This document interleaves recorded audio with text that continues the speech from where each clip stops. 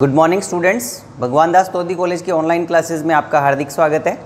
आज हम बात करेंगे पैरामीशियम के ऑस्मो रेगुलेशन के बारे में। जैसा कि मैं बता दूं कि अपना पैरामीशियम टॉपिक चल रहा है पिछले कुछ दिन से, फर्स्ट ईयर के लिए स्पेशली, जिसमें हमने पैरामीशियम की सबसे पहले मॉर्फोलॉजी की बात की थी कि स्ट्रक्चर कैसी है, इसकी दिखने में कैसा दिखाई देता है ये जंतु। उसके बाद हमने इसके बात की थी कि पैरामीशियम लोकोमोशन कैसे करता है, गति कैसे करता है। फिर हमने बात की थी कि पैरामीशियम न्यूट्रिशन यानी भोजन को ग्रहण कैसे करता है, फीडिंग मैकेनिज्म कैसी है। आज उसी सीरीज़ में हम इस पैरामीशियम के श्वसन के बारे में भी बात करेंगे कि रेस्पिरेशन कैसे करता है, एक्सक्रेशन कैसे करता है, और जो मुख्य हमारी जो है ऑस्मो रेगुलेशन यानी परासरण नियमन कैसे करता है। ये जंतु पानी के अंदर, जैसा कि हम जानते हैं फ्रेश वाटर में ही पाए जाने वाला जंतु है, तो फ्रेश वाटर में ये अपने आप को बचाए रखने में कैसे सक्सेसफुल होता है। इसमें क्या ऐसी स्पेशल स्ट्रक्चर पाई जाती है जिसकी वजह से ये क्या कर पाता है, अपने आप को रेगुलेट कर पाता है। पानी और जो हम कहते हैं ऑस्मो रेगुलेशन क्या होता है, वाटर की और साल्ट की जो कंसंट्रेशन होती है उसको हमें बैलेंस रखना पड़ता है। जो जंतु ये कर पाने में सक्षम होता है अपने एनवायरनमेंट में, तो वो जीवित रह सकता है। अदरवाइज़ अगर वो ऑस्मो रेगुलेशन नहीं कर पाता है, एनवायरनमेंट के अकॉर्डिंग अपने आप को बैलेंस नहीं कर पाता है वाटर को और साल्ट को, तो उसकी डेथ हो जाती है। यानी कि हम कह सकते हैं कि होम्योस्टेसिस कंडीशन बनाए रखने के लिए ऑस्मो रेगुलेशन या परासरण नियमन का होना जंतु के लिए बेहद ज़रूरी है। तो सबसे पहले मैं आपको एक बार रेस्पिरेशन बता देता हूँ कि श्वसन कैसे करेगा। जैसा कि हम जानते हैं एक कोशिकीय जीव है, ठीक है, तो इसमें एक सिंगल जो है सेल पाई जाती है। एक कोशिकीय जीव है, सिंगल सेल के द्वारा ही शरीर की सारी क्रियाएँ करता है। तो सिंगल सेल के ऊपर इस पे पेलिकल मेम्ब्रेन होती है और उसमें डिफ्यूजन मेथड से शोषण भी करता है और उत्सर्जन भी करता है। पहले अपन ये ले लेते हैं, उसके बाद मैं ऑस्मो रेगुलेशन को डिटेल से आपको बता देता हूँ कि क्या चीज़ है। चलिए पहले पैरामीशियम के रेस्पिरेशन के बारे में बता देता हूँ। श्वसन,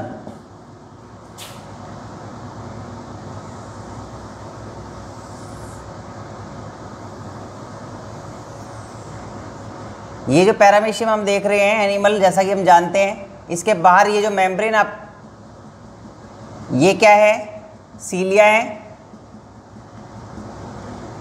बॉडी के ऊपर सीलिया पाए जा रहे हैं। जैसा कि ये सीलिएटा का जंतु है, हमें पता है ये सीलिया पाए जा रहे हैं, लोकोमोशन में मदद करते हैं। और बाहर की जो ये मेम्ब्रेन आपको दिखाई दे रही है, इसको क्या कहते हैं, पेलिकल मेम्ब्रेन। और ये जंतु कैसा है, एक कोशिकीय जंतु है, चप्पल के समान दिखने वाला, स्लीपर एनिमल कहते हैं। ये इसका इंटीरियर एंड है, ये इसका पोस्टीरियर एंड है। चलिए अब हम बात कर रहे हैं कि श्वसन कैसे करेगा। अब सिंगल जीव है, इसलिए इसमें श्वसन के लिए एक विशेष प्रकार के अंग तो पाए नहीं जाते। एक कोशिका से इसको श्वसन भी करना पड़ता है, उत्सर्जन भी करना पड़ता है, उसी कोशिका से गमन भी करता है। All the metabolic activities are performed by a single cell, that is known as unicellular animals. एक कोशिकीय जीव किसको कहते हैं, जो एक ही कोशिका से अपने जीवन की सभी क्रियाएं, मेटाबॉलिक एक्टिविटी को पूरा करते हैं। मेटाबॉलिक एक्टिविटी सारी की सारी कौन सी हैं, श्वसन का होना, उत्सर्जन का होना, अलग से कोई विशेष अंग का नहीं पाया जाना इनमें। तो ये पेलिकल मेम्ब्रेन के द्वारा ही कौन से मेथड से श्वसन करता है, डिफ्यूजन। डिफ्यूजन का मतलब होता है विसरण। विसरण का मतलब है कि अधिक सांद्रता से कम सांद्रता की तरफ जो गैस के अणुओं का क्या होता है, गमन होता है। तो यहाँ पे हम देख सकते हैं कि इसमें कैसे होगा, ये देखिए, जैसा कि हमें पता है यहाँ पे इसमें कॉन्ट्रैक्टाइल वैक्यूल होती है। एक बार बना लेते हैं अपन, इसकी बात कर लेते हैं।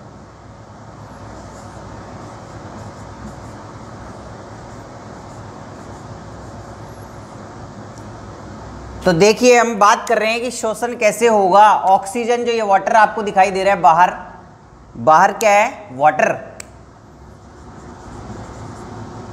इस पानी के अंदर ये पाया जाता है। वाटर कैसा है, फ्रेश वाटर। इस पानी में जब ये पाया जा रहा है तो पानी के अंदर जो ऑक्सीजन घुली हुई होती है वो इसकी बॉडी के अंदर विसरण विधि के द्वारा क्या करती है, एंटर करती है। ये ऑक्सीजन एंटर कर गई, ठीक है। तो ये ऑक्सीजन बाहर से अंदर क्यों जा रही है, क्योंकि ऑक्सीजन की सांद्रता बाहर अधिक है पानी के अंदर, डिजोल्व ऑक्सीजन। इसलिए विसरण की विधि ये कहती है कि अधिक सांद्रता से कम सांद्रता की तरफ गैस का गमन। तो अधिक कम सांद्रता कहाँ है, ऑक्सीजन की इसके अंदर है, इसलिए बाहर से पानी कहाँ चला जाए, ये ऑक्सीजन कहाँ जाएगी, ऑक्सीजन अंदर जाती है इसमें, और इसके साथ ही इसमें और क्या जाता है, अंदर वाटर जाता है एंडोऑस्मोसिस प्रोसेस के द्वारा। बताऊंगा अभी क्या है वो, लेकिन अभी हम केवल किसकी बात कर रहे हैं, श्वसन की बात कर रहे हैं कि श्वसन में ऑक्सीजन जो पानी में घुली हुई है वो बाहर से अंदर की तरफ इस पेलिकल मेम्ब्रेन, एक कोशिकीय जो झिल्ली दिखाई दे रही है आपको, बाहर जो मेम्ब्रेन दिखाई दे रही है पेलिकल के द्वारा ऑक्सीजन अंदर एंटर कर जाती है। तो श्वसन की क्रिया में हमें पता है कि ऑक्सीजन इसने ग्रहण करी और निकलेगा क्या, बाहर क्या निकलता है, कार्बन डाइऑक्साइड। बॉडी से बाहर क्या निकलती है, CO2। और इसके अलावा इसके जो मेटाबॉलिक एक्टिविटी के द्वारा जो उत्सर्जी पदार्थ निकलते हैं, उत्सर्जी पदार्थ मुख्य रूप से किस रूप में निकलते हैं, अमोनिया के रूप में। ये देखिए, तो हम कह सकते हैं कि श्वसन और उत्सर्जन दोनों जो प्रोसेस हैं पैरामीशियम के अंदर वो सिंगल सेल के द्वारा डिफ्यूजन मेथड यानी कि विसरण विधि के द्वारा होते हैं। श्वसन की क्रिया में ये ऑक्सीजन को पानी के अंदर जो घुली हुई ऑक्सीजन उसको अंदर लेता है और वाटर को भी अंदर लेता है, और साथ में कार्बन डाइऑक्साइड और अमोनिया उत्सर्जी पदार्थ के रूप में इसके शरीर से बाहर निकलते हैं। तो हम कह सकते हैं कि ये जंतु एक अपनी जो बाहरी मेम्ब्रेन जो दिखाई दे रही है पेलिकल मेम्ब्रेन, या जिसको हम बोल सकते हैं अर्ध पारगम्य झिल्ली भी इसको कह सकते हैं, इसके द्वारा ही श्वसन की क्रिया करता है और इसके द्वारा ही उत्सर्जन की क्रिया करता है। कोई विशेष प्रकार की संरचनाएं श्वसन या उत्सर्जन के लिए इसके शरीर में नहीं पाई जाती। तो ये जो मैं आपको अभी बता रहा था कि ऑस्मो रेगुलेशन के अलावा आपको रेस्पिरेशन और एक्सक्रेशन भी बता रहा हूँ, क्योंकि शॉर्ट है ये। रेस्पिरेशन, दूसरा क्या है, एक्सक्रेशन यानी उत्सर्जन। तो ये जंतु श्वसन के रूप में क्या कर रहा है, ऑक्सीजन को अंदर ले रहा है विसरण विधि के द्वारा अपनी बाहरी मेम्ब्रेन से, ठीक है। और उत्सर्जन में क्या कर रहा है, अमोनिया को बाहर निकाल रहा है और कार्बन डाइऑक्साइड को बाहर निकाल रहा है। वो भी किसके द्वारा बाहर निकाल रहा है, इस पेलिकल मेम्ब्रेन के द्वारा। इसलिए हम कह सकते हैं श्वसन की क्रिया और उत्सर्जन की क्रिया बाहरी झिल्ली पेलिकल मेम्ब्रेन के द्वारा पूरी होती है। चलिए अब हम बात करते हैं कि परासरण नियमन कैसे होगा। ऑस्मो रेगुलेशन का जो प्रोसेस है वो कैसे होगा।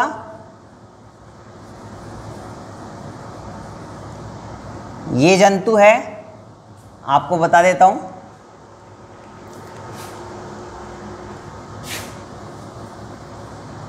पैरामीशियम जैसा कि ये बना रखा है हमने। जैसा आपको बताया ये कहाँ पाया जाएगा, फ्रेश वाटर के अंदर पाया जाएगा, पानी के अंदर, साफ पानी में।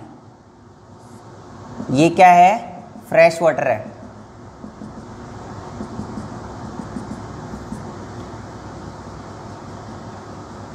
अब इस एनिमल के अंदर हमें क्या समझना है कि परासरण नियमन क्या है।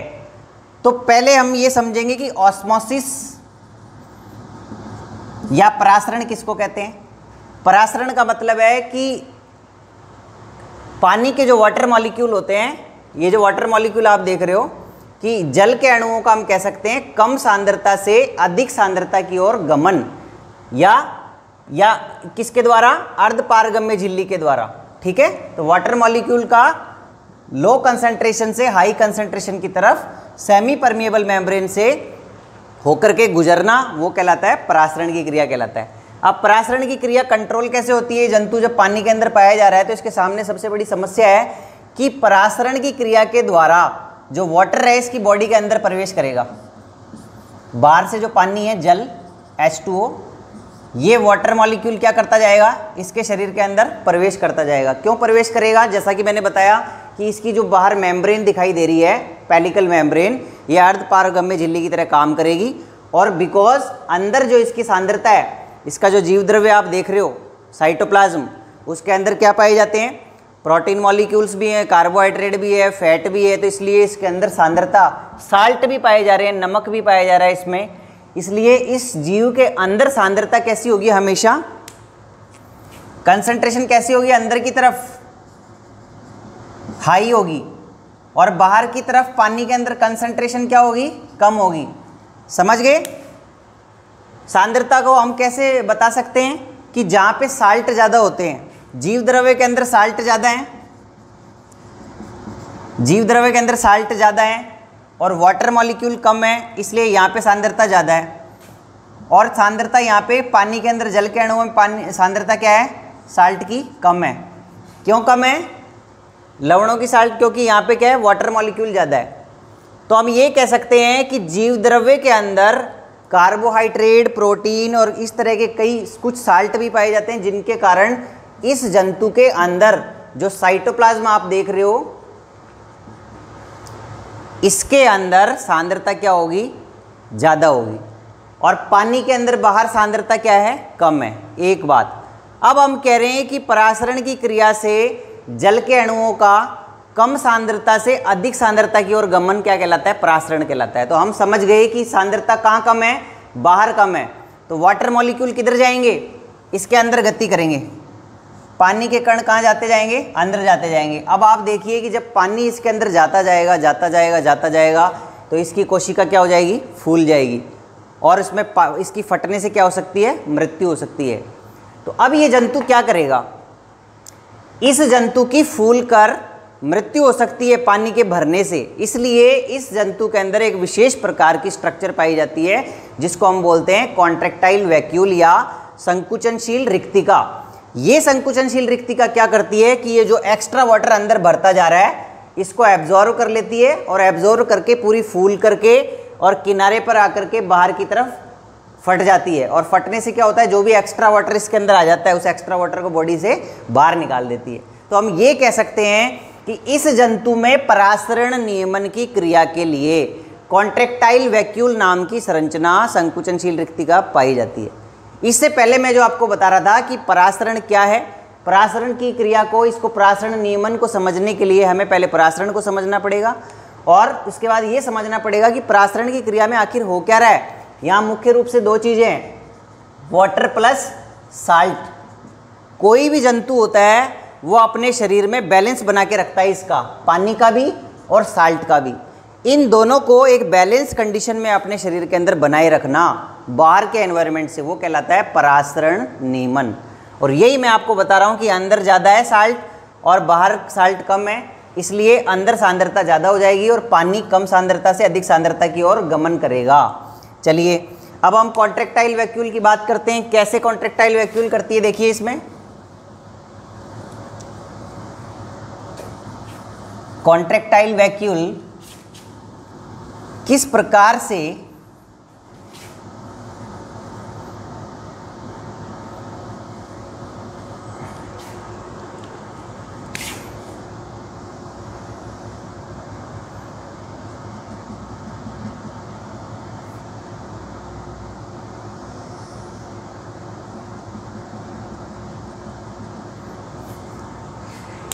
देखिए, आपको बता दूं कि इसमें जैसा मैंने स्पेशल आपको स्ट्रक्चर बताई है, जिसको हम कह रहे हैं कॉन्ट्रैक्टाइल वैक्यूल, ये दो पाई जाती हैं। एक पाई जाती है अग्रभाग में इस तरीके से, और एक पाई जाती है पश्च भाग में, ठीक है। अग्रभाग में जो पाई जाती है उसको क्या कहते हैं हम, एंटीरियर, और जो पश्च भाग में पाई जाती है उसको कहते हैं पोस्टीरियर कॉन्ट्रैक्टाइल वैक्यूल। ये कौन सी हो गई, एंटीरियर, एंटीरियर कॉन्ट्रैक्टाइल वैक्यूल। और पीछे की तरफ दो पाई जाती हैं इसमें, पोस्टीरियर कॉन्ट्रैक्टाइल वैक्यूल, ठीक है। तो हम देख पा रहे हैं कि इसमें दो कॉन्ट्रैक्टाइल वैक्यूल पाई जा रही है। तो अब हम आगे वाले की बात कर रहे हैं, आगे और पीछे दोनों में जो आप बता देते हैं आपको कि जो पोस्टीरियर कॉन्ट्रैक्टाइल वैक्यूल होती है, इससे ज़्यादा वर्क करती है ये वाली। उसका कारण क्या है कि जो वाटर अंदर जा रहा है शरीर के, ये देखिए पानी अंदर जा रहा है, H2O, बाहर से पानी अंदर जा रहा है। ये जो एक्स्ट्रा वाटर है, एक तो बाहर से अंदर जा ही रहा है, दूसरा यहां से भी पानी आ रहा है। जैसा कि हमने बताया था कि ये जो क्या है, ओरल ग्रूव, कल मैंने आपको पढ़ाया था, ओरल ग्रूव से भोजन को ग्रहण करता है। ये भोजन इधर से जाता है और इधर से जाते हुए इसमें आ जाता है, फिर यहाँ से वेस्टिब्यूल में से होते हुए फूड वैक्यूल में आ जाता है, ठीक है। इस तरीके से यहाँ पे वेस्टिब्यूल होती है, ये साइटोस्टोम में आ जाता है। ये क्या है, इसका कोशिका मुख, साइटोस्टोम। तो तो यहाँ से साइटोस्टोम में भी जो भोजन के कण होते हैं, फूड, ये जो भोजन के कण हैं अंदर जा रहे हैं, क्या है ये? फूड। इस फूड के द्वारा भी कुछ मात्रा में जल कहाँ चला जाता है? अंदर चला जाता है। तो दो जगह से जल आ रहा है, समझ रहे हो मेरी बात? एक तो बाहर से आ ही रहा है पूरे शरीर में, लेकिन साथ साथ ये जो भोजन इसने ग्रहण किया था यहाँ से, इस भोजन के कणों के साथ भी कुछ मात्रा में वाटर आ रहा है। तो डबल वाटर आ रहा है नीचे की तरफ। ये कौन सा सिरा था? पश्च भाग। ये कौन सा था? अग्रभाग। तो मैं ये कहना चाह रहा हूँ कि ये दो कॉन्ट्रेक्टाइल वैक्यूल हैं जिनमें से ये वाली ज़्यादा क्रियाशील है। कारण क्या है कि इस जगह में, यहाँ पे दो जगह से पानी आ रहा है, एक तो इधर से पानी आ गया और इधर से आ ही रहा है, तो पानी का प्रेशर इसके ऊपर ज़्यादा है, इसलिए ये क्या करेगी? पूरी पानी से भर के और साइड में जा कर के एक निश्चित छिद्रों के द्वारा फट जाएगी और एक्स्ट्रा पानी को बाहर निकाल देती है। एक्स्ट्रा पानी को दोनों बाहर निकालती हैं, ये अग्र सिरे से इधर से निकालती है, इधर से निकालती है, जिसकी वजह से क्या होता है? ये जंतु बचा रहता है। अगर ये दोनों कॉन्ट्रेक्टाइल वैक्यूल इसमें नहीं पाई जाएंगी तो इसकी मृत्यु हो जाएगी, फट जाएगा ये, क्योंकि अंदर पानी जाता जा रहा है, फट जाएंगे। अब देखिए, हम ये समझते हैं कि ये कॉन्ट्रेक्टाइल वैक्यूल किस तरीके से काम करती हैं दोनों। ये तो मैंने आपको कुछ बात बताई कैसे काम करती हैं। ये वाली जो कॉन्ट्रेक्टाइल वैक्यूल आप देख रहे हो और ये वाली देख रहे हो, इसमें क्या प्रोसेस होता है, कैसे काम करती है ये? देखिए, कॉन्ट्रेक्टाइल वैक्यूल या संकुचनशील रिक्तिका की बात कर रहे हैं। इसमें दो चीजें पाई जाती हैं। ये जो बीच में आपको दिखाई दे रही है, इसको कहते हैं रिक्तिका। यहां मैं एक डायग्राम बना लेता हूं। ये तो इसका डायग्राम है ही, जैसे ये मान लिया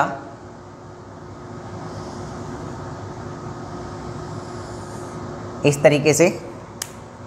ये मेम्ब्रेन कौन सी है? इसको हम कह रहे हैं पेलिकल। हम ये बताना चाह रहे हैं कॉन्ट्रेक्टाइल वैक्यूल के दो भाग हैं, ठीक है। इसमें आपको इस तरीके से ये जो संरचनाएं दिखाई दे रही हैं फूली हुई,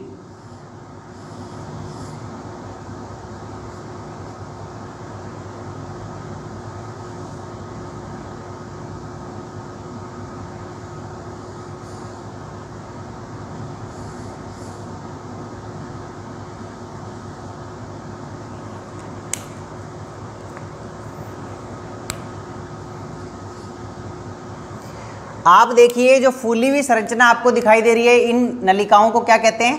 radial canal. Radial canals.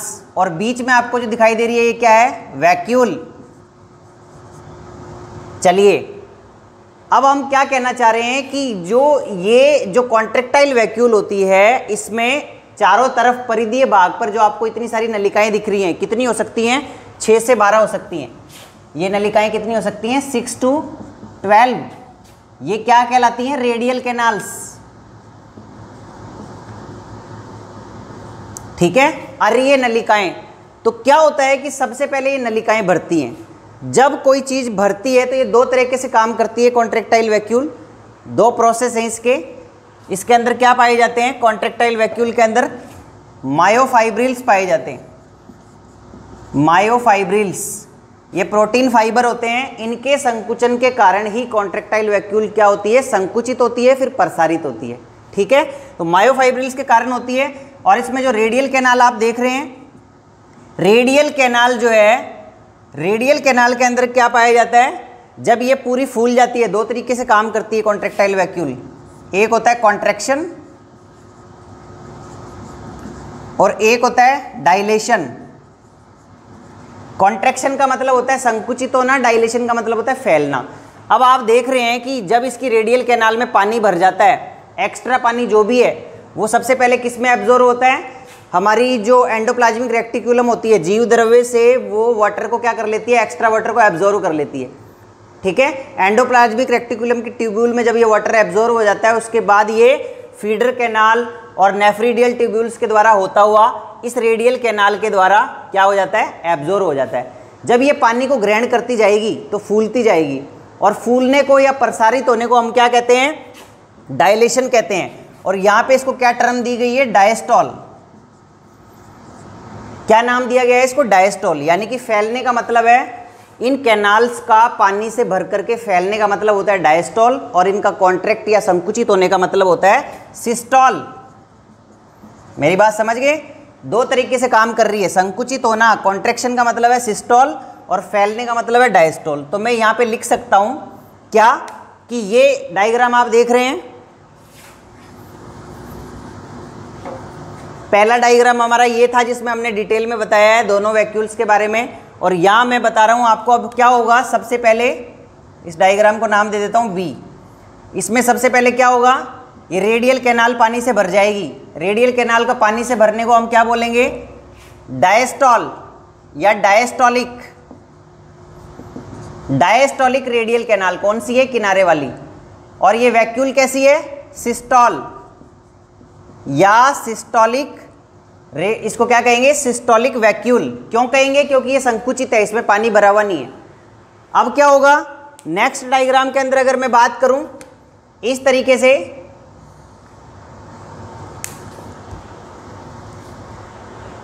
Next diagram में अगर हम बात करें इस तरीके से, ये देखिए यहां पे क्या होगा कि ये पूरी तरीके से फूल जाएगी। बीच वाली के अंदर ये जो रेडियल कैनाल से ही अपना पानी किस में छोड़ देंगी, इस बीच वाली वैक्यूल में छोड़ देंगी। जब इसमें पानी छोड़ देंगी तो ये संकुचित हो जाएंगी और बीच वाला क्या हो जाएगा, पूरा पानी से भर जाएगा। अब भरी हुई वैक्यूल को हम क्या कहेंगे, डायस्टोलिक वैक्यूल। जबकि संकुचित इसको क्या कहेंगे, देखिए कुछ इस तरह का नज़ारा आपको दिखाई देगा ये, और ये कैसी हो गई,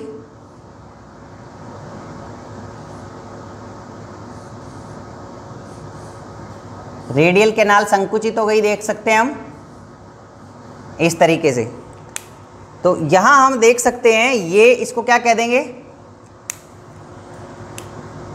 रेडियल कैनाल क्या कहलाएंगी। जब संकुचित हो गई तो इसको क्या कहेंगे, सिस्टोलिक रेडियल कैनाल। और जो ये फैल गई वैक्यूल, बीच वाली फूल गई, इन्होंने अपना पानी इसमें छोड़ दिया, तो ये भरने के बाद क्या कहलाएंगी, डायस्टोलिक वैक्यूल। ठीक है, तो अब इसमें पानी भर गया। पानी भरने के बाद ये अपने सारे पानी को एक निश्चित छिद्र के द्वारा, यानी कि यहाँ पे इसके पृष्ठ दिशा में छिद्र होता है, यहाँ पे एक निश्चित छिद्र के द्वारा ये अपने एक्स्ट्रा वाटर को शरीर से क्या कर देती है, आउट कर देती है, यहाँ से भी।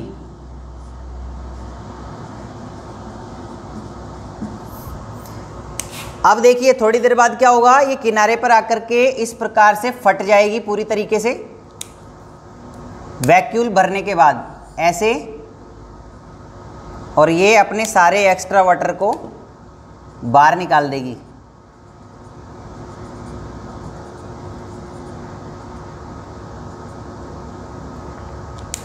ठीक है,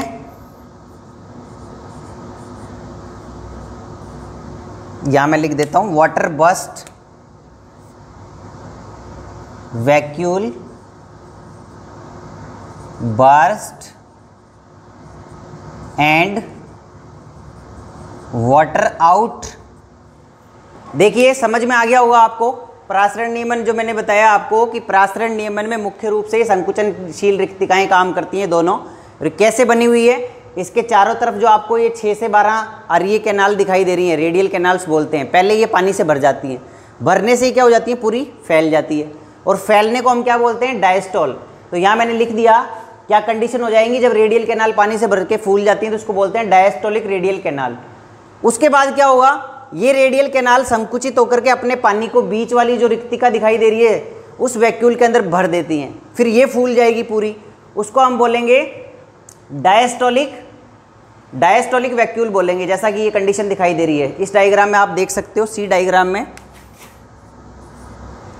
तो यहाँ हम देख सकते हैं, ये तो इसकी मुख्य संरचना थी कॉन्ट्रैक्टाइल वैक्यूल की ए डायग्राम में। उसके बाद मैंने आपको बताया बी के अंदर किस प्रकार से रेडियल कैनाल पानी से भर जाएंगी और अपना पानी किस में छोड़ देंगी, वैक्यूल में छोड़ देंगी। अब वैक्यूल में छोड़ने के बाद वैक्यूल पूरी भर गई और ये भर करके पृष्ठ दिशा में आ जाती है, और एक्स्ट्रा वाटर जितना भी भरा हुआ है उसको उस छिद्र के द्वारा, निश्चित छिद्र के द्वारा बॉडी से क्या कर देती है, बाहर निकाल देती है। इस प्रकार ये एनिमल क्या करता है, अपने आप को परासरण नियमन या इसको प्रोसेस को, सारे प्रोसेस को क्या कहते हैं हम? Osmo regulation. यानी कि इसके शरीर में जो पानी जाता जा रहा है, शरीर के अंदर जो पानी भरता जा रहा है, अगर ये भरता रहेगा तो इसकी मृत्यु हो जाएगी फटने से। तो ये अपने आप को बचाने के लिए इस कॉन्ट्रैक्टाइल वैक्यूल का यूज करता है, और ये कॉन्ट्रैक्टाइल वैक्यूल एक्स्ट्रा पानी जो इसके शरीर में जा रहा है वो पूरा भरने के बाद जीव द्रव्य से पानी इसके अंदर आ जाता है, और आने के बाद ये पूरी भर जाती है और किनारे पर जाकर के यानी पृष्ठ दिशा में यहाँ पेलिकल मेम्ब्रेन जो दिखाई दे रही है, ये जो झिल्ली दिखाई दे रही है, यहाँ पे निश्चित छिद्रों के द्वारा एक्स्ट्रा वाटर को बॉडी से बाहर निकाल देती है। इस प्रकार से इसमें पानी का और साल्ट का बैलेंस बना रहता है, और इस सारे प्रोसेस को जैसा मैंने बताया क्या कहते हैं? Osmo regulation. तो आज मैंने आपको क्या क्या बताया कि ये जो पैरामीशियम जंतु है ये अपनी इस झिल्ली के द्वारा, ये झिल्ली के द्वारा शोषण भी करता है, उत्सर्जन भी करता है।